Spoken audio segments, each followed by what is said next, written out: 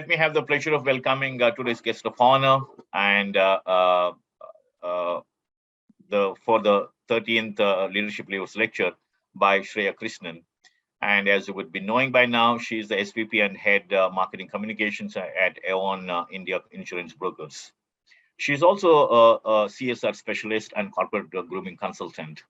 She is on the advisory board of 4 organizations as well as 4 NGOs. And trust me, this is just one part of her corporate career. But other facet of her career is something to do with her passion. And she, being the former corporate diva and Mrs. India Universe World 2017, dabbles in activism, dance, theater, poetry, blogging, modeling, and acting. And she also has written co-authored a book, a very interesting book, by the way, on what's called as Words Matter, the language that girls need to speak.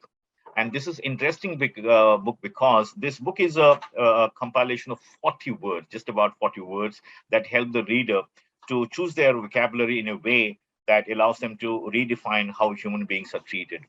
And not only that, for her great work, she's also been awarded with several awards, and a few of them very prominent amongst them are she is voted amongst one of the 50 most talented CMOs in India, and she's also voted as one of the 50 most talented corporate communication leaders in India, and she was also voted as a 40 under 40 by Reputation Today. And she was a gold medalist in MS in Mass Communications and Media Studies. So over to you, Shreya Krishnan, without further ado. Thank you so much, first of all, for having me here and for getting me to speak about something which is very, very close to my heart, which is to do with, of course, looking at organizations, looking at processes, looking at companies that are investing massively in triple bottom lines and ESG. ESG has unfortunately become a buzzword, but I think fortunately it's the right time for it to be the buzzword, because post the pandemic, I think everybody's been seeking purpose. Everybody's trying to find new meaning to their lives. So whether you look at the Great Resignation or whether you look at people looking for purpose in their own lives, and hence organizations stepping up in some form, what we do know the reality is the fact that we can no more continue on the path that we had chosen.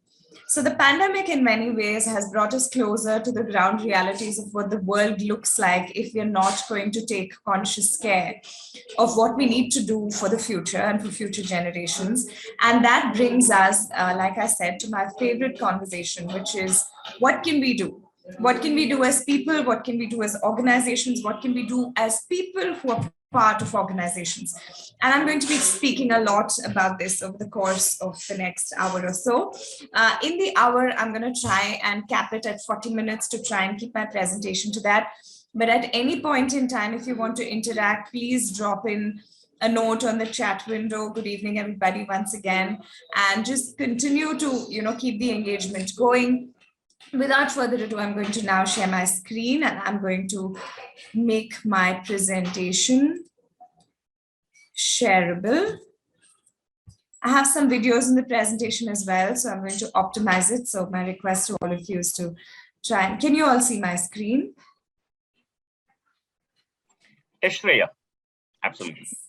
Okay, so I can't see you all. So if at any point in time, because I'm sharing the screen, if somebody wants to say something, please feel free to unmute or just, shout out and tell me if there's an issue or if you can't hear me or anything, or if you want to contribute, even that is welcome. So the first thing about triple bottom lines or ESGs or 3Ps is looking at breaking it down into simple strategies, right? So every organization fundamentally works with 3 parameters. One, we are all beings of this planet. We are placed in this planet. We are consuming resources from this planet. We're creating on this planet. So there is the planet, which is the environmental, right? So that's the environmental part of the P. People, we work with people, we employ people, we work for people, our customers are people. So people become your secondary pillar, which gets looked at in terms of all of the people that are part of the ecosystem, and profit, which is the financial. So when you look at it as ESG, it looks at all 3 aspects of business. And in G, the G is governance. So finance, governance, whatever you want to call it. But of course, profitability is the financial viability, which is why most organizations exist, right? Commerce drives the world, trade drives the world. So economics of the world is why organizations exist, to do various things for all of these three portions. And that is, I think, fundamentally the start of the ask, where people are expecting organizations now to be not only profit driven, but also be driven by people and planet. If you were to break it down, I'll call your attention to the diagram on the left. Sustainability is at the core of the triple bottom. And in the first circle around sustainability comes the socio-economic, the socio-environmental, and the eco-efficiency that's driven. And in the outer circle comes the economic growth, the environmental stewardship, and the social progress. So now when you look at these for organizations as guiding principles for them to be able to drive their business, we come to the next part of the conversation, which is ESG. Environmental sustainability, which is biodiversity, conservation, natural resources, waste management. Social sustainability, which is culture, governance, education, quality of life. Economic sustainability, which is industry, trade, employment, innovation. We spoke about all of these three circles, and those are your pillars of the ESG. Now let's go a little deeper. Let's look at the triple bottom line. In people, social variables dealing with community, education, equity, social resources, health, well-being, and quality of life, right? In economics, the triple bottom line maintains that companies should commit to focusing as much on social and environmental concerns as they do on profits. Which is why, if you look at it, there is a lot of conversation that's now coming up on intersectionality, on diversity and inclusion, on the environment, on carbon footprints, etc. So when you look at the people angle, that is the circle where you're looking at bearable and equitable. And I will come to what equitable means.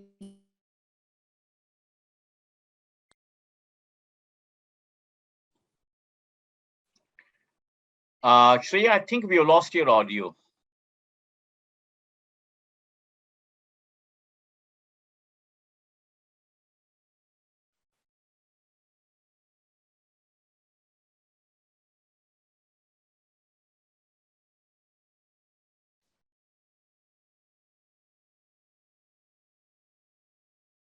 Shreya, can't hear you.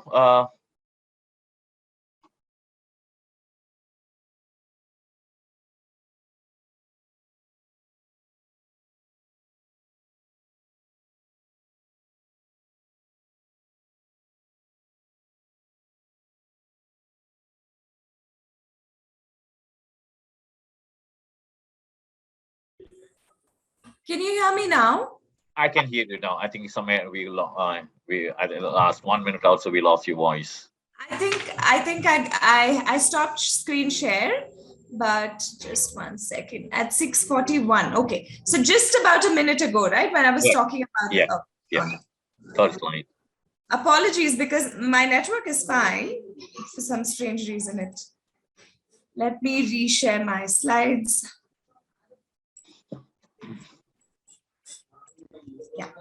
Yeah. So we were talking about, everybody can hear me? Yes, absolutely. Okay, hopefully. Okay, there are 2 people with raised hands. You can unmute yourself and speak. 3 people have raised hands. Is it to do with the fact that you couldn't hear me? Okay, now everybody can hear me. All right. Okay. Everybody can hear me now. Great. So what is the triple bottom line? And in this section, we were talking about the bearable and the viable section, which is the planet. We were talking about environmental variables relating to natural resources, water and air quality, energy conservation, and land use. So when it's the planet and the usage of the planet, it's to do with, like I said, what's accessible to us and what are we consuming. When you look at the equitable and the viable section of sustainable, that's where the viability comes in, which is of profitability. So we need to look at economic variables dealing with the bottom line, cash flows, etc. So when the TBL theory is spoken about, what they say is, instead of just looking at profit as one bottom line, there should be people and planet added to it. So it becomes a collective.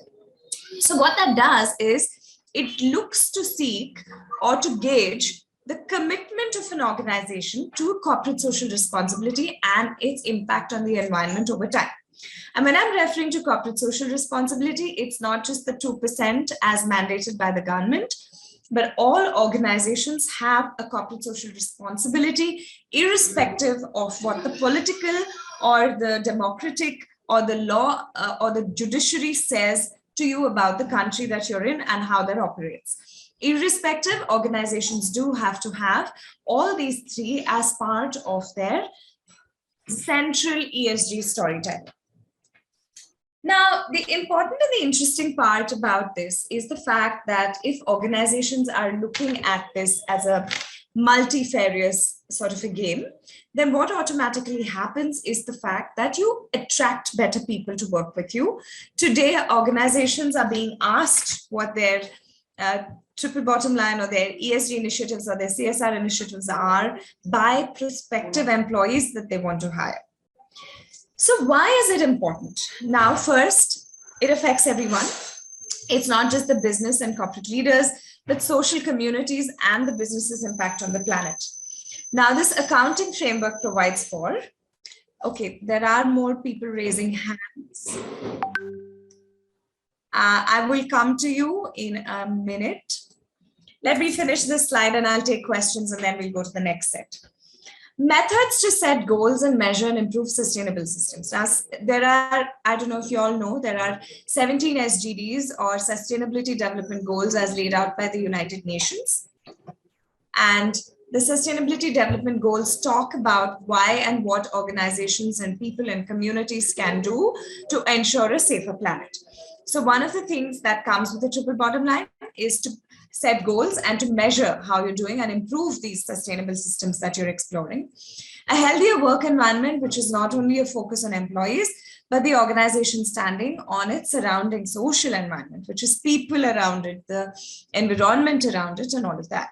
A more sustainable future that considers both social and environmental sustainability. Like I said, diversity and inclusion, making sure social impact is right, pay parity. When you look at all of these aspects of diversity, all of them fall into the social construct of sustainability, and all of your resource related, planet related, carbon footprint related stuff comes under environmental sustainability. New ways to generate profit, such as attracting new customers who want to lessen their impact on the environment. So all of these are reasons why triple bottom line is important. There are multiple business benefits. Now it's proven, just like diversity and inclusion, the business benefits of a triple bottom line strategy are very, very far reaching. Organizations that practice the triple bottom line reap benefits like reduced energy consumption and carbon footprints by focusing on the environment.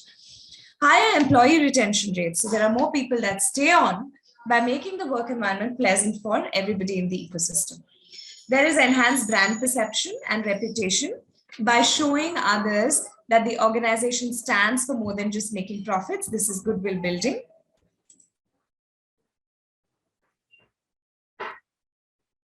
Yes, Sachin, I will come to you. Please put them in the Q&A box. I have a lot of, so today what I share of my opinions of the brand are all going to be meant for this space. We'll speak about it. Improve productivity and reduce costs through sustainability efforts. So what I am talking about are all authentic organizations that try and do something. So let's be honest, right? There are a lot of organizations that are not on this path. There are a lot of organizations that are partly on the path. There are a lot of organizations that are wholly on the path, and you can call them all out separately. And you can tell which ones are okay and which ones are not. We'll come to that. Improve productivity and reduced costs through sustainability efforts. So long term, when you look at fashion or when you look at meat or poultry, when you look at industries that are highly toxic for the planet, there is more sustainable practices that can be brought in that can sustain your business also for longer. So are you looking at short-term profit or long-term gain? And what is it that you want to invest in? So the business benefits are long-term investments in sustainability help you get more profitable, right? Increased transparency and accountability of operations, potentially attracting new investors. So the more you're transparent, the more you hold yourself accountable, the more authentic you are with all of these, the world has moved. ahead when it comes to sustainability. And like I said, there is merit even in engaging in startups for sustainable businesses, the ideology and strategy of the triple bottom line, which will help them actually gain investors. So these are all the business benefits. Let me pause share for a moment and let me answer some of the questions that are coming in. Okay, they're in the chat box, but yes, please do put them in the Q&A box because it becomes easier then when I don't have to scroll. Sachin has said, is this something like Apple pretends as they are mentioning in their product campaign to make it carbon free?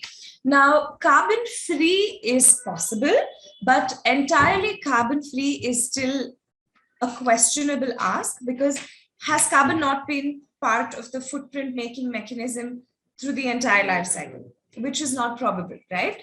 So where in the ecosystem of ethics is the honesty is something that brands really need to focus on, because a lot of brands do it as hogwash or eyewash, and that it's called greenwashing.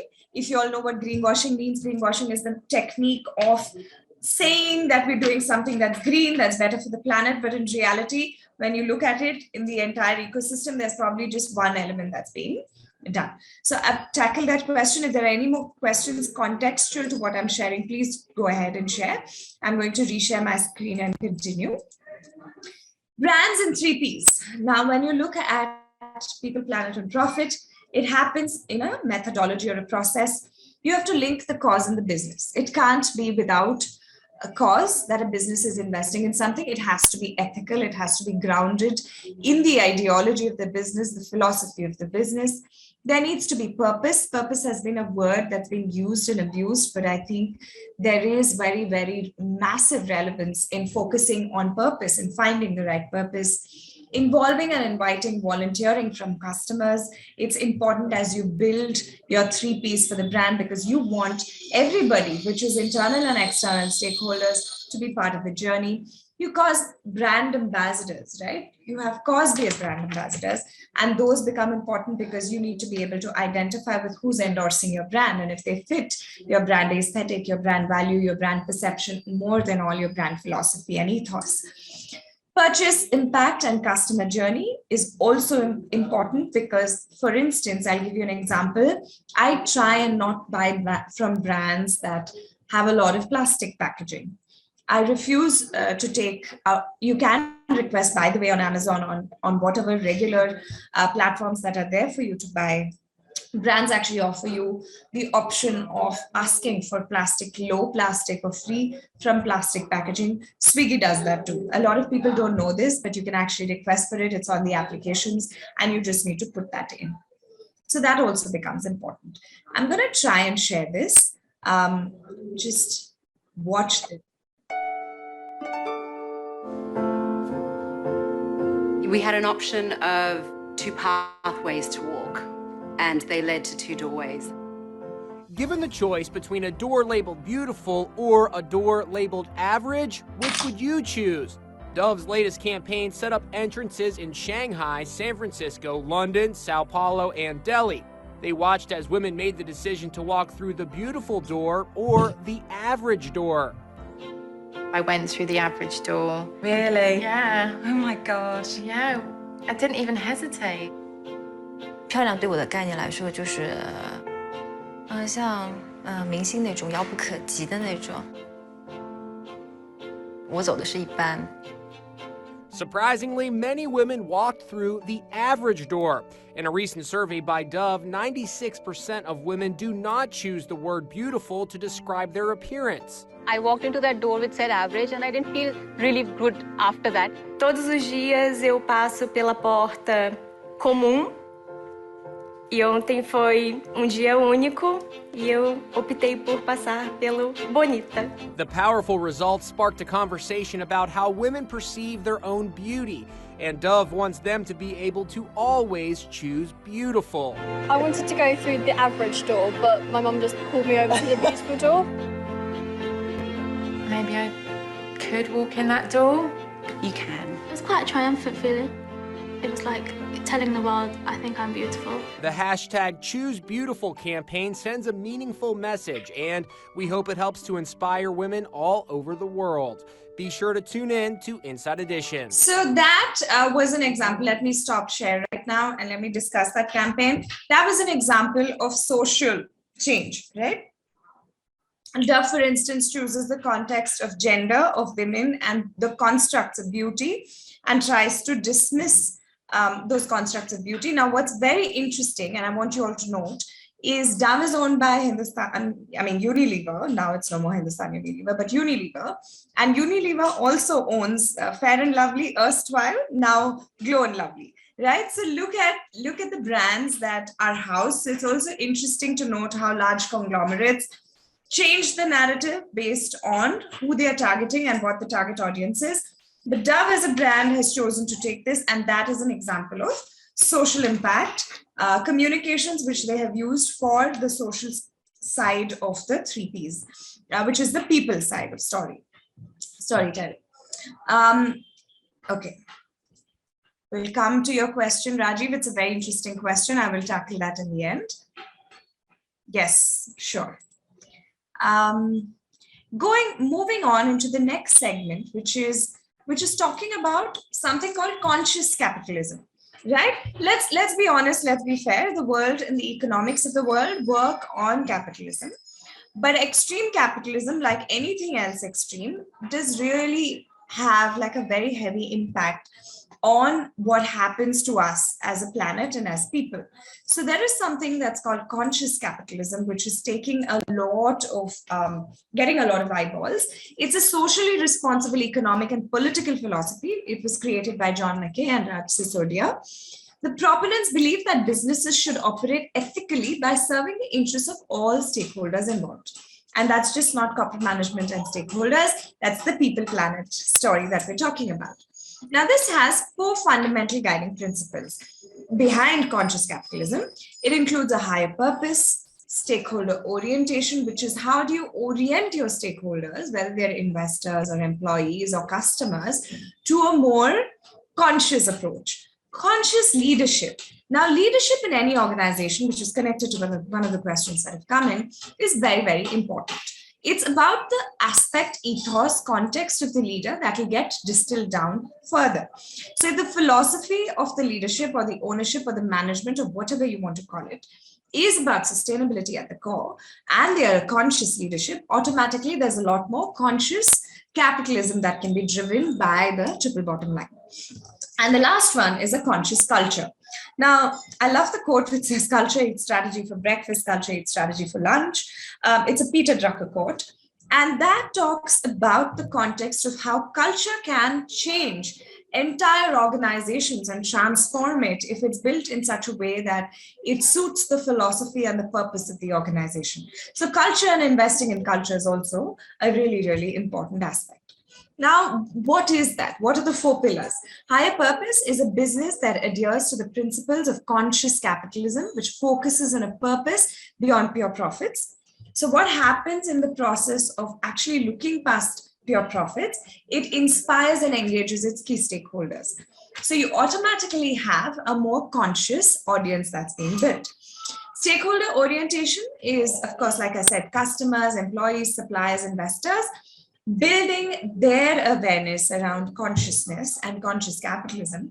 So some companies focus on their stakeholders to the exclusion of everything else. Whereas a conscious business concentrates on the whole business ecosystem, they create and optimize value for all its stakeholders. I hope I'm audible and everybody can see and hear me. Yes, Shreya, absolutely.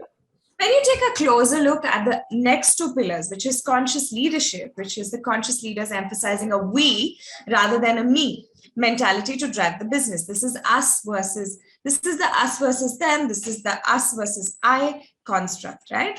So by building a conscious culture that is more holistic, that is community driven, that is focused both inside out and outside in, you can cultivate a culture of conscious capitalism in your enterprise.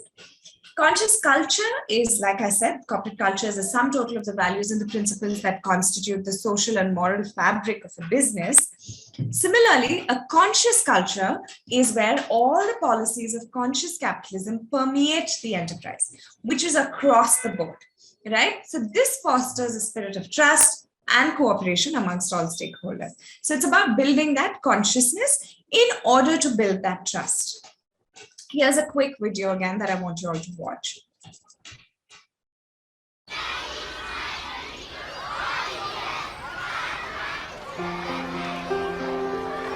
Kids love to use their hands.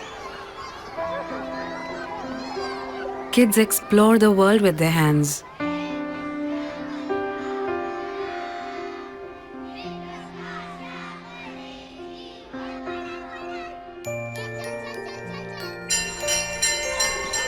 In India, they use their hands for one more thing: eating food. Not washing their hands with soap is one of the main causes for illnesses and dropouts. वो पानी में हाथ डालता है और अपने कपड़े से ही पूछता है। छोटे बच्चे हैं, उसे जल्दी भूख लगती है। साबुन वापरतात का? नहीं। कोई आदत नहीं होती, करने के माँ बाप को नहीं सिखाते, इसलिए सब बच्चे ये नहीं सीख सकते। We gave shape to a simple idea. We infused chalk sticks with soap.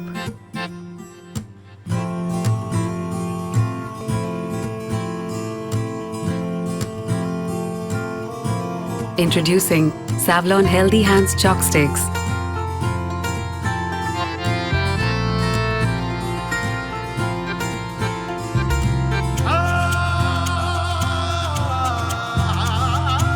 These work just like regular chalk sticks. But at lunch break, they did more than just writing.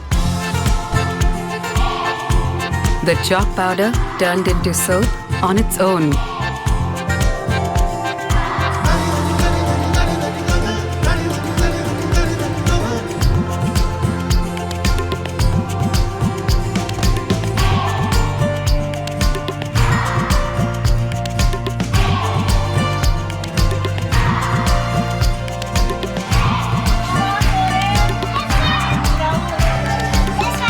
Through such initiatives, Savlon Swasth India is reaching out to schools across the country. Kids' health will now be in good hands, their own.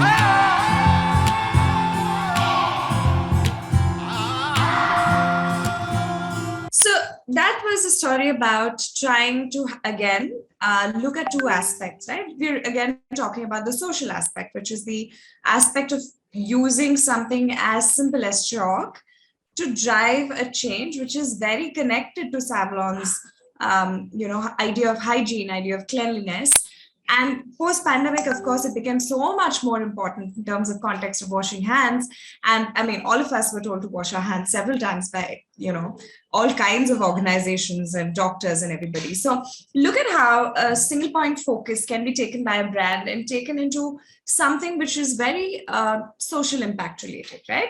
So how do you communicate that? We spoke about stakeholders. One, we need to engage our stakeholders, build more awareness. Two, it's important to tell the story. Three, making a difference or creating an impact needs to happen from a desire of brand philosophy and brand ethos steeped in the ideology of actually wanting to impact change. And of course, building a values aligned market. And what does that mean? That means sensitizing your customers, sensitizing the market, your suppliers, the entire ecosystem to be more conscious and to be more aware. This is another one that I'd like you to watch. This is Samsung.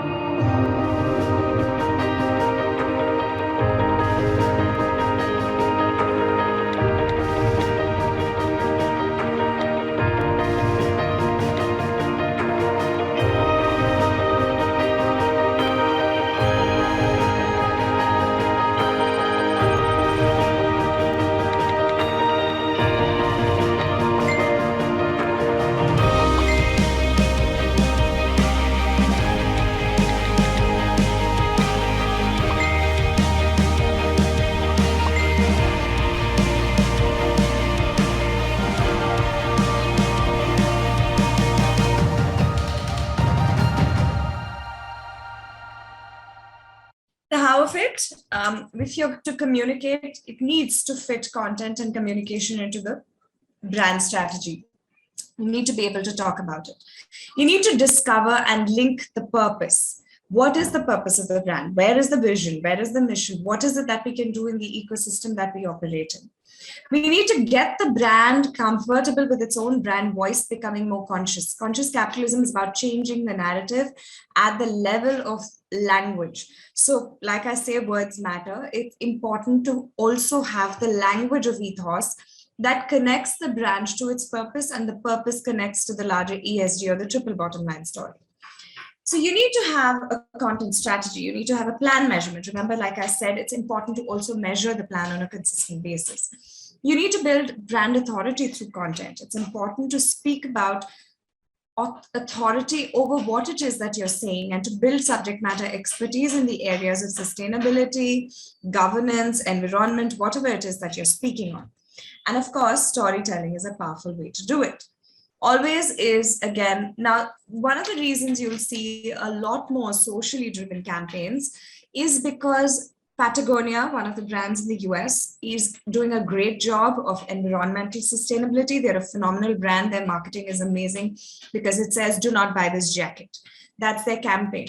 So you'll see ads that pop up that says, don't buy this jacket. And there'll be reasons. Do you have a jacket that you can fix? Do you have a They'll ask you multiple reasons as to why you need a new jacket. Then they say, if these are your needs, then invest in this one because it's going to last you X number of years. These are the stats. We can repair it anywhere. They have massive repair houses. So there are some brands that are doing extremely environmentally sustainable, conscious acts of actually trying to reduce, and also, of course, the 4 R's: reduce, refuse, reuse, recycle. But those brands are unfortunately not the size of a lot of the brands that we are talking about right now. So I will give you more examples as we go, but this one is called Like a Girl. I'd like you all to look it up because I'm also conscious of time. So I'm going to go into the next few slides and I'm going to ask you to look up the Always Like a Girl campaign. When you look at strategy, brand strategy, and social impact, you need to know who your target audience is. And when I'm talking brand strategy from a point of view of 3 Ps, I'm talking about brand strategy entirely. From the leadership, to the customers, to people who are consuming the information, to the suppliers, the entire ecosystem. So that is your target audience. What is the promise of the brand? Is it linked to the purpose? What are the key messages? What is the brand value that needs to be driven? What is the voice? What is the positioning? Currently needs to be looked at from a triple bottom line and the reason I'm trying to bring together the communication social impact along with the consciousness angle is because till you communicate something, it doesn't become impactful. This is a phenomenally interesting piece and I want you to watch it. There's a orangutan in my bedroom and I don't know what to do. She plays with all my teddies and keeps borrowing my shoe. She destroys all of my houseplants and she keeps on shouting, ooh. She throws away my chocolate and she howls at my shampoo. There's a orangutan in my bedroom and I don't want her to stay. So I told the naughty orangutan that she had to go away. Orangutan in my bedroom, just before you go, why were you in my bedroom? I really want to know. There's a human in my forest and I don't know what to do. He destroyed all of our trees for your food and your shampoo. There's a human in my forest and I don't know what to do. He took away my mother and I'm scared he'll take me too. There are humans in my forest and I don't know what to do. They're burning it for palm oil. So I thought I'd stay with you. Orangutan in my bedroom, now I do know what to do. I'll fight to save your home and I'll stop you feeling blue. I'll share your story far and wide so others can fight too. Orangutan in my bedroom, I swear it on the stars. The future's not yet written, but I'll make sure it is ours.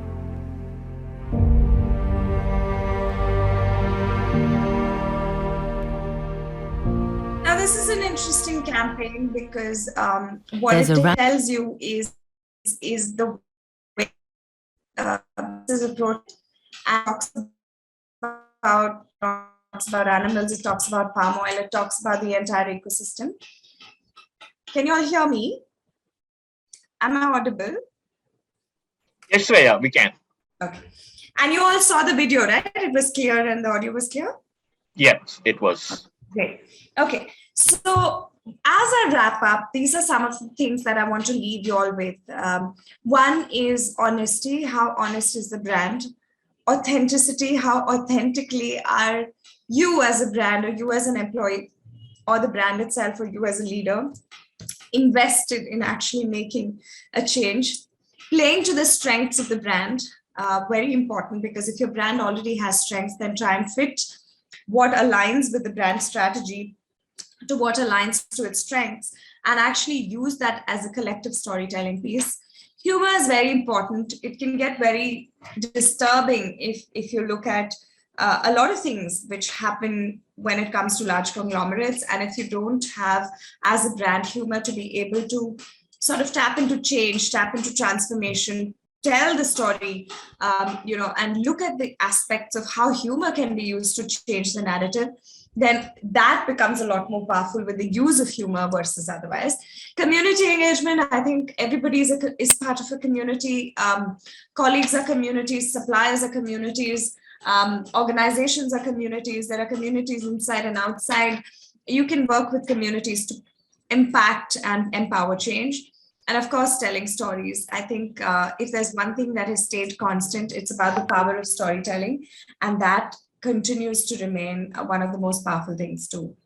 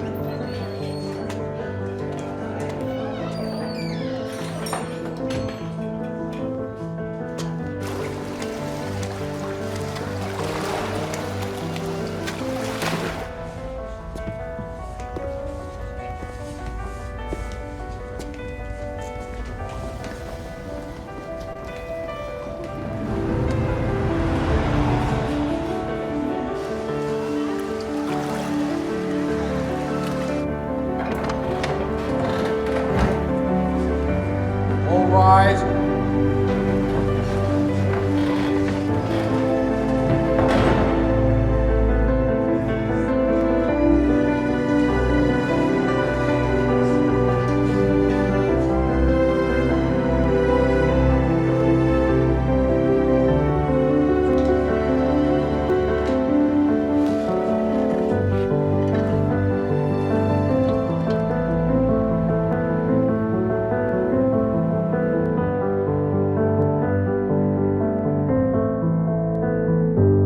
Okay.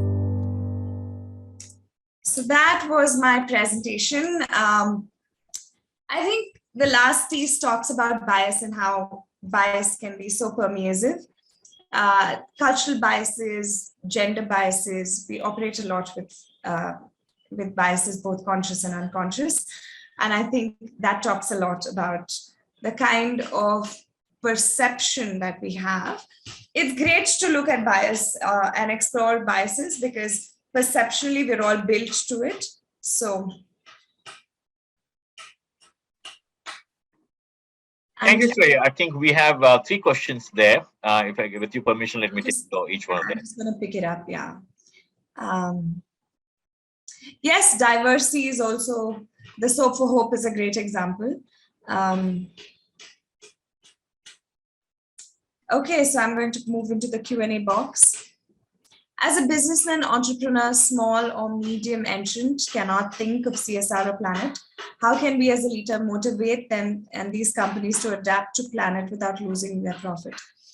I would like to say first that it's a perception again that we can't. I think even the smallest of businesses at home can be more conscious. I can give you several examples of, ideas and concepts of small women-run sustainable businesses from homes. There is a friend who started Pranapurna products. Her name is Smita, and she started it because her child is allergic to regular cosmetics in any form, right? Like any creams and any lotions. So she started experimenting with coconut oil-based plant products in her own home, in her own kitchen, because she wanted to help her daughter. And the daughter would get triggered by Lysol and all these regular cleaners, which come with a lot of chemicals. So she started experimenting with bioenzymes. And today, she runs a really large women-run business where women make the bioenzymes. Bioenzymes are made with citrus peel and jaggery, for those of you who don't know. And these bioenzymes are cleaning agents, they're repellents. The bioenzyme can be used in multiple ways. She's just got an order signed off by one of the large hospital conglomerates who's actually using her sanitization kits and sanitization products across their hospitals. The perception we think is if it's a chemical, it's more powerful, but let's be honest, nature is the one that's created the most powerful mechanisms of all, and tapping into nature can be very, very powerful. So she's a small brand, home run. Look at the idea, right? There's bare necessities, which is Sahar Mansoor and one more partner got together and they realized that everything from toothbrushes to, all kinds of things on this planet are polluting incredibly the planet. Just production lines are so awful. And they created an entire organization based on bare necessities, where they employ women, where the pay parity is right. So conscious businesses, no matter how small or large, can exist because you just need to be able to think that way. I keep saying this. If you want to be conscious, think like your grandma. That turkey towel that you used as a towel when it started dripping would become a foot mat or a mop cloth, right? Today we go to the market and buy mop cloths by the week. Same with the food that we consume. About 1/3 of the greenhouse gases are emitted because of food we've not eaten. 25% of the world's water goes into producing food which is never eaten, which is thrown away. And if you put all of the uneaten food in the world together, it's bigger than Greenland. It's as big as a country, and that goes into your, unfortunately, it goes into all of your landfills and causes methane gas and causes fires and pollutes the environment more. Small things can make a difference. Stop wasting food. Ensure that you compost what is not used in the kitchen. Waste compost, the kind of waste, that kitchen waste that goes in wet waste, dry waste, start segregating as a business, as homes. We can all do it. There's small steps, just changes. We're so used to living on phones and working and buying things that we want, and it's so easy. And the smallest thing is carry your own bag. Don't ask for a bag when you buy something, right? And it's unfair on the vendor, if it's a street vendor, to be able to provide a bag because they can't afford paper bags. They can't afford stronger paper bags. Firstly, paper is also coming from a natural resource. So can we switch? Can we have alternates? Same principles apply to a business. Can we go green? Can we print less? Can we ensure that we have conscious printers? Can we ensure that we energy save? Can we ensure? See, there is a constant thing, right? And I will see that in homes, people will still turn off their lights and their fans. But in a workplace, if you're leaving your workplace, you're probably never looking at that, right? There are small things every business can do. I refuse to believe that you have to be a certain size to be conscious. I think conscious capitalism can exist for everybody. It doesn't matter. It can be a one-person run business and you can still be as conscious as a massive conglomerate. So that's done. Emphasize a little about sustainability reporting frameworks as well. Yes, absolutely. Now, if you're looking at people, planet, profit, it's simple, easy to break it down. People is to do with all of the examples I showed you.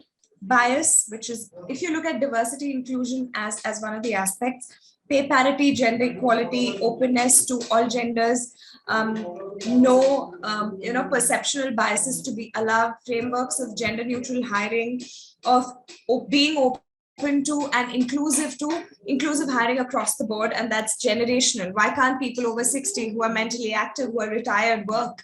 That is a sustainable practice in social impact. Similarly, like, why can't people who are, differently abled have environments to work in? Is it inclusive? Do you have ramps?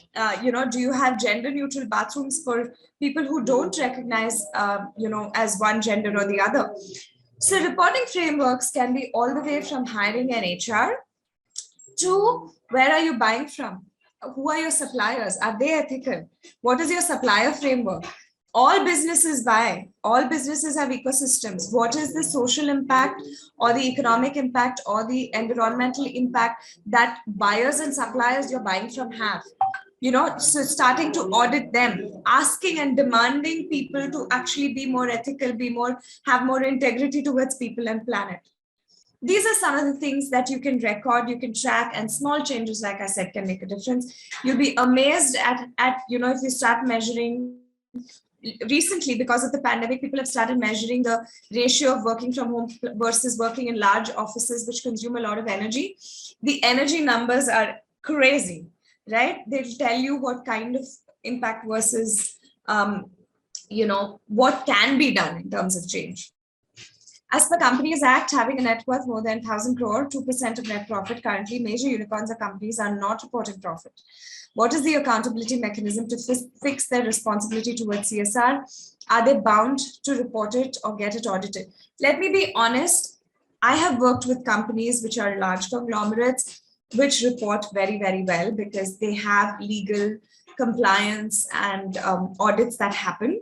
So for us, I would think that I think all the more companies are looking at audits and looking at getting a lot of these green energy and with a lot of regulations coming.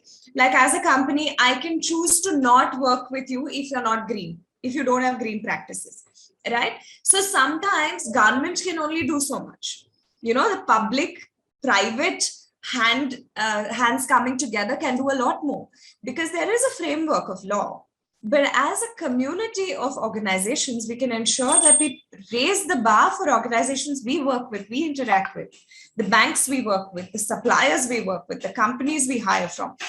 We can make a difference by ensuring that as a large organization, your ethos needs to be in the right place, which is what I'm saying. I actually have a list of brands that I will never work with because there are a lot of greenwashing, or they're not ethical, or they're not walking the talk. A lot of them talk a lot, but who's walking the talk and who's not is very easy to research and find out, right?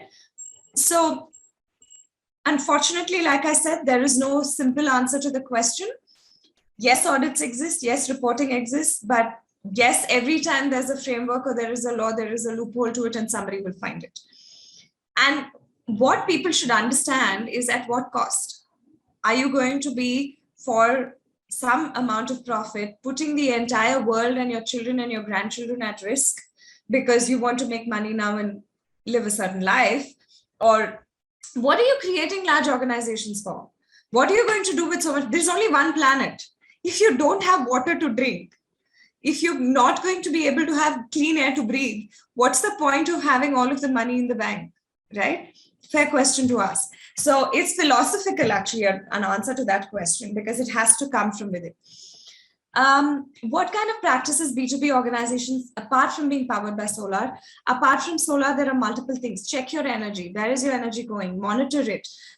Look at usage of air conditioners. Look at the way, systems are being used. Look at alternative systems. Look at your productivity in people. Look at your people spaces. Look at how your green policies are. What are your printing policies? What are you doing from a marketing standpoint? Are you looking at sustainability across the board? So there are 1,000 things to do beyond energy. Food policies. What is the food waste in your? A lot of organizations provide food to their employees. Irrespective, a lot of people say, when we say don't waste food, they say, but I've paid for it.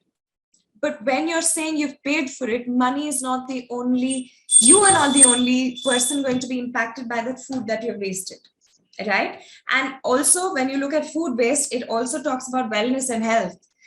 the way conscious capitalism is built is it's good for your mind, body, soul, and spirit.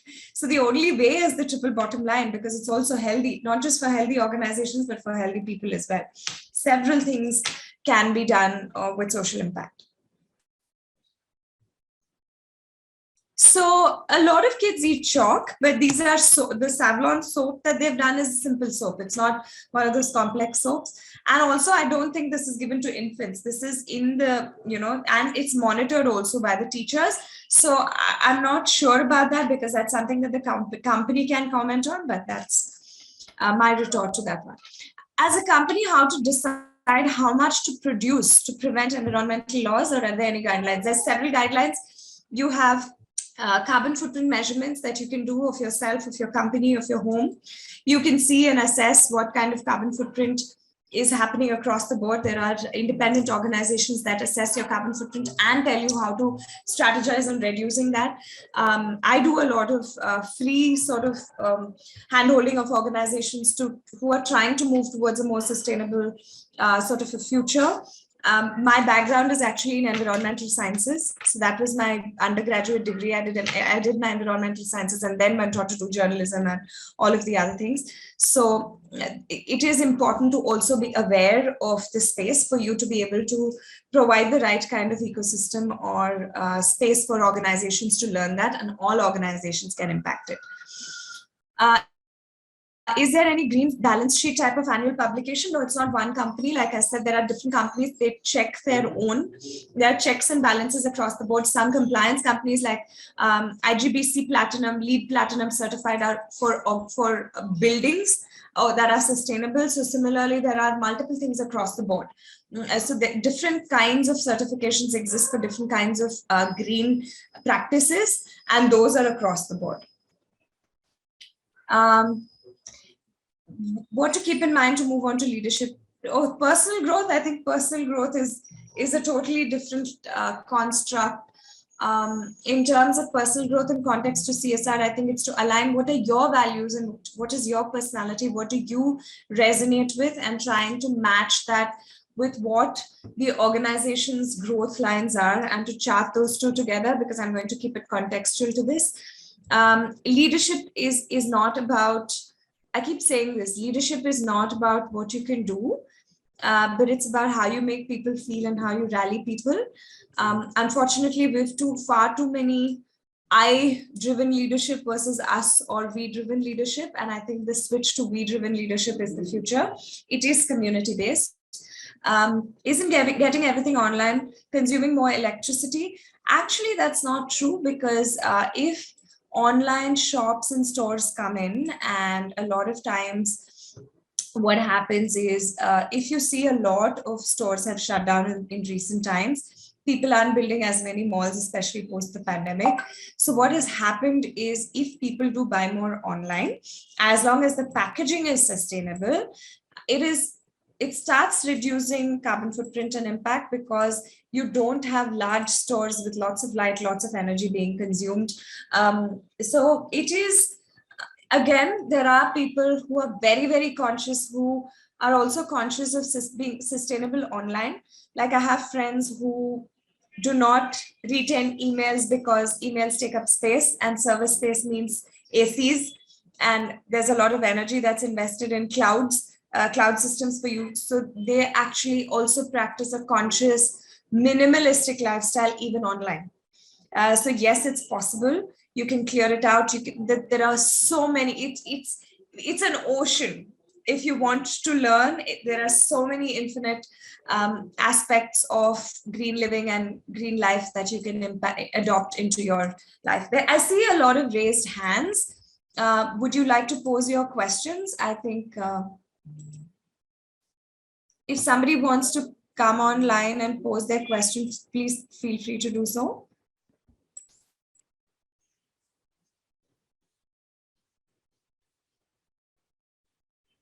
Yes, I think Balaji has raised a hand. I see that. Please unmute yourself and you may pose your question.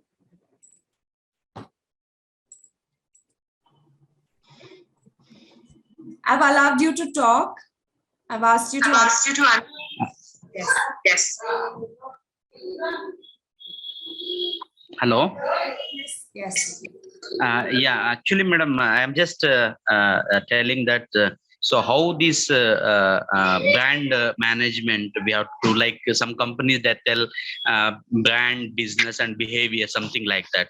So when it comes to brand, yes, people, they're doing advertising and they're showcasing their brand. And when it comes to the business, and also they are doing the business. And when it goes to their customer, so how their behavior in terms of product management and product satisfaction they take care of. Yeah, so when you look at a business is all inclusive, right? So you have leadership, you have employees, you have customers. So when you're looking at a brand to be able to tell the story, I keep coming back to authenticity. Who are you? What do you do? How are you doing it? Where are you doing it? Why are you doing what you're doing? These are 5 fundamental questions to ask when you start this journey of where are you going with your brand? What is the future you envision for your brand? And what are the things you want to adopt for your brand to actually help you with your sustainability journey? And when you ask these questions, it's about aligning each one of them to also the business behavior piece that you spoke about. So how do you do that? Like I said, there is a framework. It's a fairly simple framework. You try and find the purpose. You try and align your ideology and your philosophy to the functioning and the everyday running. And then you task people, like I said, with the idea of shifting the culture to something that's a lot more conscious than what is probably being followed. And one thing I can tell you, that organizations that adopt ESG and make their employees align automatically also are helping people change the way they behave in their homes, because this is a behavior that is pervasive, right? So if you don't waste food, you don't waste food anywhere. If that's a practice that can be imbibed, if you take your bag every time you go out or you travel, it becomes a habit. So what are those habits you can create as a culture within the organization which will impact the behavior of your stakeholders, which will hence automatically give back to you, to your business? And a lot of these long-term have shown and proven, just like solar water heaters when they came in and people didn't want to invest in them. But now most people opt for it because long-term, it evens out a lot more. You get a cess or a rebate on your electricity bill. Solar lighting and solar heating gives you longer term access. A lot of it sustains a lot more. Similarly, there are multiple practices that actually help in the journey towards sustainability in terms of changing behavior. Thank you, ma'am. Okay.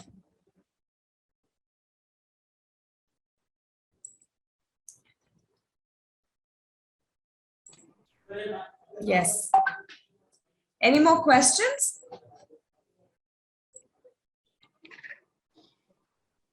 Yes, there's one more that's just come in. What sustainability challenges does your organization face, and your action plan, if you can put some lights on it? Okay, so one of the benefits of being part of the organization that I am right now is it was started in 2017. So one of the things that we consciously did is to bring in all of the elements of whether it's hybrid work, whether it's remote working, whether it's low. We are an insurance broking firm. The part of the business, one part of the business, another one's a consulting firm. One of the things that we did started right out with when we started in 2017 was to say we will not print. We will not print, we will have an LCD screen behind us, which we will rent, not own. Because again, a lot of things that when you rent are a lot more viable because it's a circular economy, it goes and comes back. So we actually stopped printing things for conferences. We stopped printing things for client events.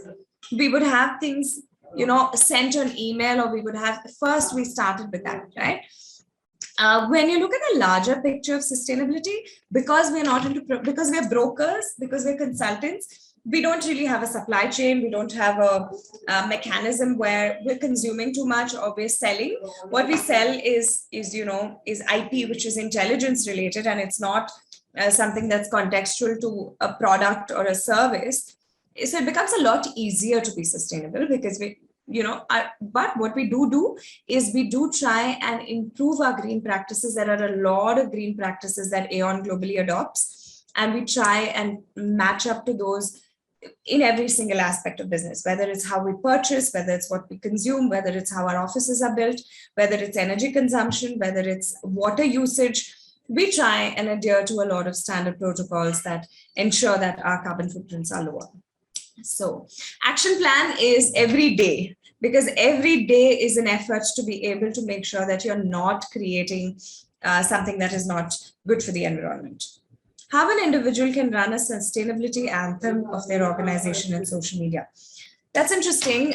You can do several things. You can bring in experts, you can do live sessions, you can talk about best practices, you can tweet, you can have tweet chats, you can create awareness, you can pick up 5 or 6 areas that your organization's done successfully, find partner organizations that have done similar things, talk about that on social media.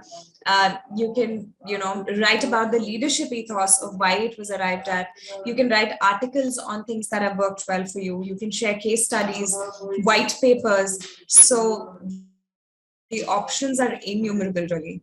But tell the story, because more people need to hear it. I keep saying this, I'm part of an organization which I advise called the IBNI, which is a resort in Coorg, which is, doing several projects, including trying to reduce so they don't allow they allow only electric vehicles to move within the property to reduce pollution and noise pollution and air pollution. They have incinerators, they have segregation to the level of, they have no plastic is allowed into the property. So there are a lot of practices that they imbibe as an organization, which they talk about on their social media. It's called the IBNI Coorg. It's a resort in Coorg, and it is the biggest and the only completely sustainable walking the talk organization when it comes to practices in the country. So I hope that helped. Does every insurance company follow the CSR and green environment? Pranam, sir, I don't know. I can't comment on other organizations, but I do know that there are a lot of organizations, irrespective of what category of industry they belong to, that are really trying to make a difference. And I think that's what gives me hope. So, yes, I think that's a wrap on the questions. I think, yes, that's the last question that we can have. Yeah. Thank you so much once again for being part of this, and most important thing is to sensitize such an important topic in through a very lively lecture, and also with all the anecdotal evidences of how some of the international brands are doing it, but also that leaves us thinking about what kind of things that are happening within Indian companies, because as we get to see, some of the best practices are coming from international companies or multinational companies. But I think, rightly said, there is definitely a ray of hope, because some of the IT companies, some of the manufacturing companies, because a lot of things have to come from manufacturing, because that's where the things come in. Oil to start with, and all the manufacturing companies, FMCG companies, through their supply chains. I think one of the latest thing that we talk about is definitely the green supply chains. I think a lot of companies are getting into it, but thankfully, like you rightly said, all those executives, I think at the time, they have the opportunity to be a part of C-suite, because they are the ones who can drive the mandate, because it has to come from the top, and then like you rightly said, also that it has to be absorbed and imbibed as a part of the culture, kind of thing. Thank you so much, Shreya. Thank you so much, Dr. Nagendra. And I just want to point out that in India, there are so many small unknown companies doing so much. It is sad that we don't hear of their stories enough. And I think that's why it's an urge to everybody. If you know of somebody doing something, please call it out. Like I said, there are so many brands which are small, home-run businesses trying to make a real impact. And I think that's what's important. Absolutely. I'm sure there's a lot of things that unsung heroes, like we keep saying, in every part of this one. Especially, I think, like you rightly said, John Mackey, who started this Whole Foods Inc. along with Mrs. That's Sisodia. Yep. So I think it's a phenomenal thing. I'm sure that's going to happen with all the positivity around. Thank you once again, Shreya, and I know it's a great honor to have you and host you for this event. I'm sure every participant is going back with a sense of some CSR in their own level. I think thankfully somebody has asked question at individual, which is the best part of my I would say today's evening session. Thank you once again, Shreya, and look forward to hosting you once again. Thank you so much. My pleasure entirely, Dr. Nagendra. Thank you to the whole TSW team. Thank you. Thank you so much. Thanks.